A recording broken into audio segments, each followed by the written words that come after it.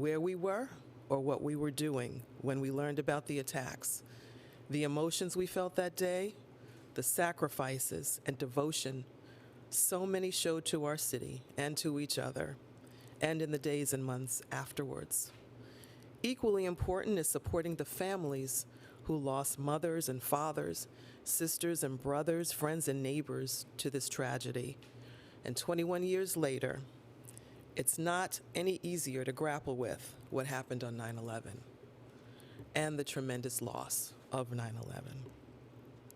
We must also remember and support those whose health was severely affected in the aftermath. And today and every day, we honor the sacrifice and service to this city and must ensure that everyone impacted by 9/11 and its aftermath get the health care they need and deserve. So, let's move on to our stated agenda. We will be voting on the following land use items. 1859 Strang Avenue will facilitate the construction of a new single-story commercial retail development and include 12 accessory parking spaces in Councilmember Riley's district. Hallett's North rezoning will facilitate a significant new mixed-use development on the waterfront of Hallett's Point Peninsula in Northwest Queens. It will include a projected 1,340 housing units, 335 permanently affordable units, 525 parking spaces, 525 bicycle spaces, 1,800 square feet of commercial use, 21,500 square feet of community facility space, and approximately 1 acre of open space, including a waterfront esplanade. The council is modifying the application to map MIH option 3, the deep affordability option, and to amend the site plan to restore the pedestrian walkway to its regulation width of 10 feet in Councilmember Caban's district. Additionally, we will also be voting on the following finance items. A preconsidered resolution that approves an exemption from real property taxes for property located at 3300 Palmer Avenue in the Bronx in Councilmember Riley's district. This project consists of 2 buildings with 135 units. The tax exemption will replace a soon-to-expire 421A exemption and will keep all units rent-restricted for 40 years. The AMIs will range from 75% to 100%. A preconsidered resolution that approves an exemption from real property taxes for property located at 1700 Harrison Avenue in the Bronx in Councilmember Sanchez's district. The project consists of 1 building with 79 units. Currently, less than half the units are rent restricted, and with this tax exemption, all of them will be. The AMIs will range from 50 to 80%. And another preconsidered resolution that approves an exemption from real property taxes for an affiliated property located at 1730 Harrison Avenue in the Bronx in Councilmember Sanchez's district. The project consists of 1 building with 77 units. Less than half the units in this building are currently rent restriction, and with this tax exemption, all of them will be. The AMIs will similarly range from 50% to 80%. We will also vote several appointments and items out of the Rules Committee. Sarah Carroll for reappointment as chair of the Landmarks Preservation Commission. Gail Benjamin for appointment as a member of the New York City Planning Commission. Anthony Crowell for appointment as a member of the New York City Planning Commission. Milton Williams for appointment as a member of the Conflicts of Interest Board. Aliska Velasquez for appointment as a member of the New York City Taxi and Limousine Commission. A technical correlation related to Rasmia Kermani Fry's appointment as a member to the New York City Planning Commission. Lastly, the council will vote on the following pieces of legislation. First, I'm proud to sponsor Introduction 458A, which will require the Department of Health and Mental Hygiene to create and maintain information and resources available in all designated citywide languages for a potential patient of an abortion provider, such as information outlining methods used to provide an abortion, attendant health risks, and recovery from an abortion. The bill would require DOH-MH to conduct a language access service needs assessment, which would survey abortion providers in the city to assess the availability of language access services for abortion, the demand for such services, any funding available, preferred methods of delivery of language access, and any challenges for implementation. DOH-MH would be required to report its findings to the Speaker and the Mayor with recommendations and any role the city can play in assisting abortion providers with language access services, including including the feasibility of providing a city grant program. Language access is critical and a priority of this council. It is essential with respect to health care, including abortion care, and that's the focus of this bill. Next, we're voting on Introduction 56A, sponsored by Councilmember Chiosei, which would require DOHMH to create a nightlife opioid antagonist program to help prevent opioid overdoses in nightlife establishments. This program would permit nightlife establishments in the city to request and retain opioid antagonists on premises for administration to patrons, staff, or individuals experiencing an opioid overdose. This bill would also require DOHMH to offer free resources and training to staff of participating nightlife establishments on the administration of opioid antagonists. And I now invite Councilmember Osei to speak about his bill. Thank you, Madam Speaker, and good afternoon, everyone. I'm excited that the very first legislation I introduced in the Council, Intro 56A, is coming to vote today. Under Intro 56, the Narcan Behind Every Bar program, which already exists, will be codified into law. The program will provide Narcan kits and staff training for bars and nightlife establishments here in New York City. Equipping our nightlife establishments with Narcan is simply a public health and first aid intervention. Similar to how we have restaurant staff trained in CPR or heart defibrillators in gyms, having Narcan in our bars and nightlife establishments and training staff to dispense the life-saving medication are first aid mechanisms to prevent deaths and reduce them. The bill is a common sense. I'm surprised that only one of my colleagues in the Common Sense Caucus has signed on to it. Thank you, Councilmember Carr. But this is a life-saving piece of legislation. When there is a critical overdose and fentanyl crisis in our city, especially one that has been exacerbated by COVID-19, we need to ensure that we not only stigmatize, but we do not stigmatize, but rather reduce the harm and prevent deaths. Intro 56 does just that, and our council knows this. This bill reached a supermajority within days of introduction and included a Republican co-sponsor. When our city is faced with the highest rates of overdose, we need to take real, concrete, and swift action to prevent more people from dying, and I'm excited that this bill is coming for a vote today, and I hope my colleagues can vote to ensure this legislation passes so we can take a big step in tackling the overdose crisis in our city. And we also made history today. If this bill does pass, I will be the youngest person to pass a bill in this body. We could double check Jose Rivera, but he passed his first bill at 29 years old, even though he got elected at 22. So very excited about that. And thank you, Madam Speaker, for your leadership in bringing this to the floor. Very proud. Thank you. Awesome. Thank you, Councilmember Osei, and early congratulations on this bill. Additionally, Introduction 518A, sponsored by Councilmember Sean Abreu, requires the Mayor's Office for Criminal Justice and the New York City Police Department to conduct a study on reducing the flow of illegal firearms into the city and submit an annual report to the Speaker and Mayor. This report will include information regarding each illegal firearm seized in New York City, and I now invite Councilmember Abreu to speak on his legislation. Thank you, Madam Speaker. Gun violence has taken too many lives in our city. We've seen it outside barbershops and in restaurants, outside schools and in front of station houses. While taking a stroll in the park or walking your dog, the violence is often arbitrary. Every day we're reminded that it doesn't matter what job we do or where we live, where we eat or where we shop. On the wrong day at the wrong time, violence could reach us or someone that we love. In a state with some of the nation's toughest gun regulations, how do weapons end up in our city? It's time to confront the reality that the guns wielded on our city streets are often from a faraway state. They come on the iron pipeline.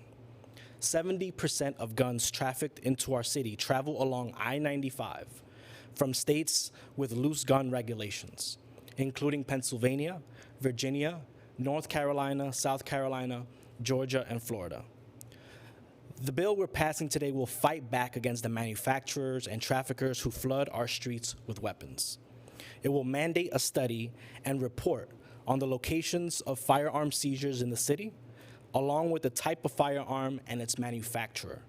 It will advise on ways that states and municipalities coordinate with one another in pursuit of preventing gun violence, and require critical reporting on the dealers who sold guns used in crimes, revealing potential bad actors.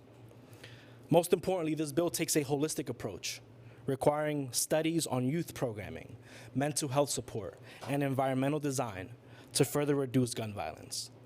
Finally, because New York can't tackle this crisis on its own, this bill will identify methods of interstate coordination to stop the flow of guns along the Iron Pipeline before they get to New York. As chair of the Council's Committee on State and Federal Legislation, I am committed to ensuring coordination between municipalities and states in order to tackle this complex challenge. Earlier this summer, when the Supreme Court struck down and stripped away core components of our state's most essential gun safety laws, many New Yorkers felt powerless. It's time to take our power back. Alongside the Speaker's bill to designate sensitive areas in New York City, this bill shows that the Council is standing up and fighting back for the safety of New Yorkers. I want to thank the co-sponsors of this bill and you, Madam Speaker, for your leadership in the fight to reduce gun violence in our city and for your work to help secure the passage of this critical bill. Under your leadership, the Council has and will continue to accomplish so much for the city. Thank you. Thank you, Councilmember Abreu, for your work on this legislation. It's so important. Finally, we are voting on my bill, Introduction 602A, which defines the geographical boundaries of the Times Square area, which is now classified by state law as a sensitive location, where licensed firearm owners will be restricted from carrying concealed weapons. New York State Legislature recently amended statewide firearm regulations to establish such sensitive locations as schools, government buildings, places or vehicles used for public transport, and religious institutions. It also designates Times Square as determined and identified by the city as such a location. This law became necessary after the United States Supreme Court struck down the New York State law that placed strict restrictions on who could carry concealed firearms. The boundaries, as defined by the bill, largely follow the area identified as Times Square by the official New York City tourism website. It covers the area bounded by West 40th Street to West 53rd Street and 6th Avenue to 8th Avenue and parts of 9th Avenue and the Port Authority bus terminal, which includes several well-known restaurants, hotels, and theaters. With that, I will take some on-topic questions first. On-topic questions, or what is the stated agenda items? Morgan? Speaker, I know that the boundaries for Times Square, there's been some concern about enforcement. Do you feel like those concerns about enforcement have been answered for you? You know, enforcement is still a paramount issue, for us in the city. But I do believe that, particularly now with the identification of the sensitive area, that enforcement, which has always been effective for the area itself, will continue to be effective for that particular area. Thank you, Morgan. Madam Speaker, I know when you had first discussed, when the gun bill first passed, the gun law first passed, you discussed other places you might establish. Is the council looking at any other zones beyond what's already restricted and beyond Times Square to restrict legal gun ownership? Well, we're still open. We're not particularly focused right now, but we're certainly open, to any other areas that we may consider in the future.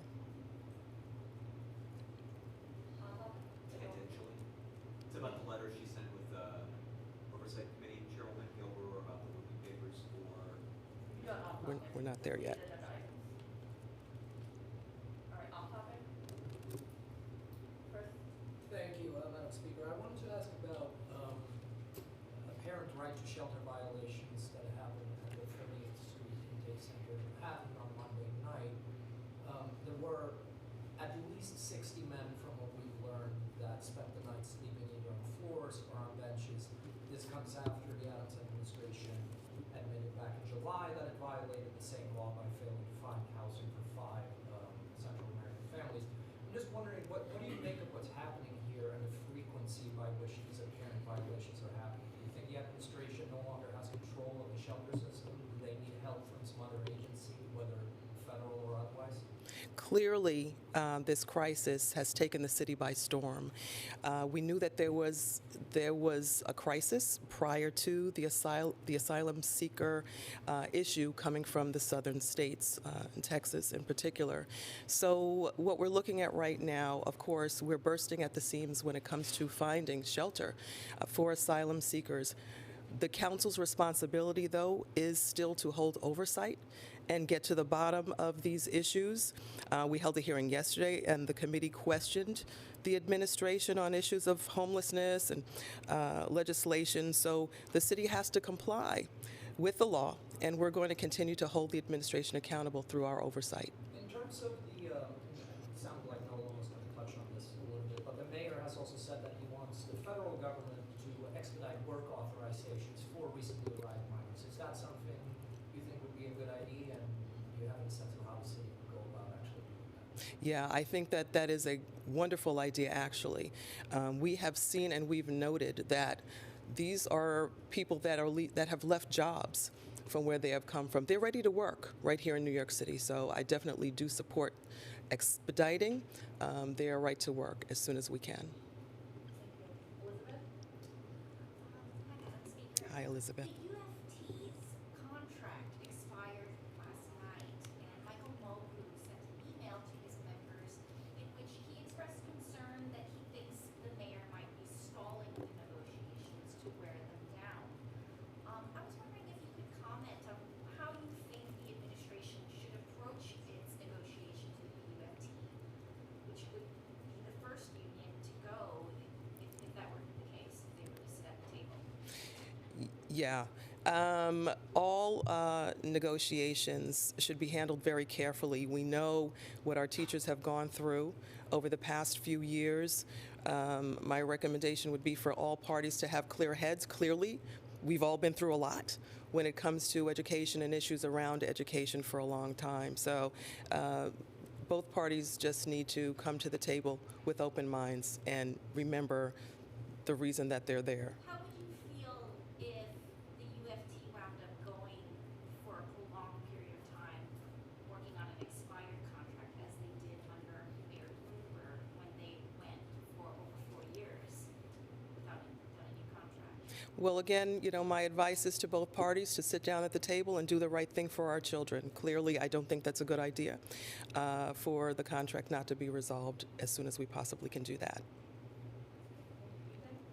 On the PEG, yesterday you said you needed more time to review it. Now you've had a little bit more time. Are there specific agencies that you're concerned about losing funding in particular? The PEG, it raises many concerns and a lot of questions, and the council is examining the issue with our stakeholders and agencies. We're still taking a close look at it, seeing what those results are going to be by the due date of the 30th.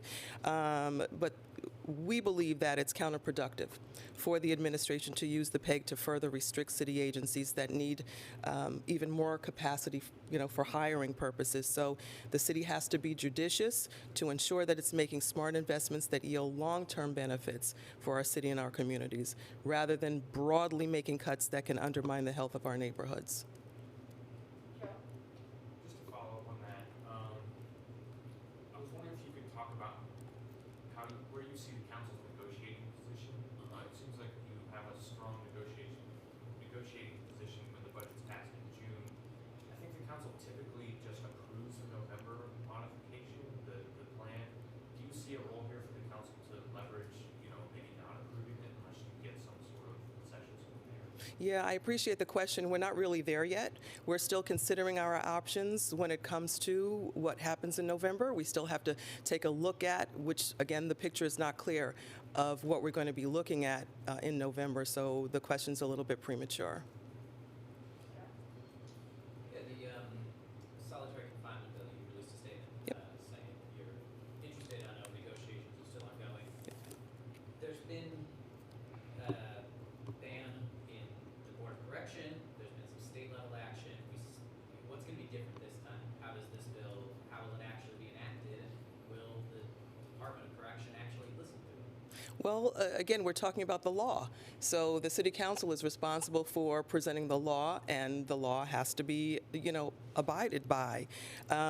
We feel very strongly about this bill. It's been talked about a very, very long time. The issue of solitary confinement, as you said, Jeff, has been prevalent, not just this session, but it carries over from the previous session as well. So it's a serious issue, and the council does plan to have our hearing on it, and we do plan to resolve it. If I could cycle back to the question of the city shelter system. Sure. Do you view 60 men being left in the intake overnight as a violation of the right to shelter, as you understand it? Certainly, we have to take a look at that. The right to shelter is imperative, and it's something that we hold up. The council will consider the term as the term violation. We will consider that term, and we're going to take a look at it very seriously. Again, it's our responsibility and oversight to clarify exactly what is going on when it comes to sheltering, particularly this scenario, which is brand new to the city of New York. But I would consider any time that we are able to turn folks away from the sanctuary city that we are supposed to be, I would consider that a critical matter. And if I could follow up on that question, the previous time there was a violation of the right to shelter for men was 2009. The last time the city violated it for families was in 2014, and yet in the space of give or take 2 or 3 months, we've had 2 separate violations. How do you characterize the administration's handling of the shelter system? Well, once again, this is an unprecedented situation. The city is bursting at the seams and, quite frankly, not prepared to handle this influx of individuals coming. This happened quite suddenly. City was unprepared for that. Understandably, we have already faced a homelessness crisis for years, which is now exacerbated because of the pandemic. So it's something that we all have to take a look at very seriously. We're going to have to find places, to house these individuals that are coming here because of who we say we are. We're going to have to live up to that. So that's all. Everybody has a question? Yeah, any thoughts on redistricting? We Oh, have sure. it coming up next week. It's due. Have you been able to review the drafts, and do you expect to approve it or vote it down? I have not thoroughly reviewed the draft. I'm looking forward to the new maps. We know it's no secret that the original maps were not favorable to most. And I'll just put that mildly, but the commission did have their work to do. Hopefully they've done their homework. Hopefully they've listened to the people of the city of New York at all of the hearings and will do the right thing. I would like to see this thing done in the first round, if at all possible. That's my hope. I know, it probably won't happen, but anything's possible, Jeff. Would make our jobs easier. Absolutely right. Ours too. So everyone, follow up, our work, Chairman Ronan. Thank you all.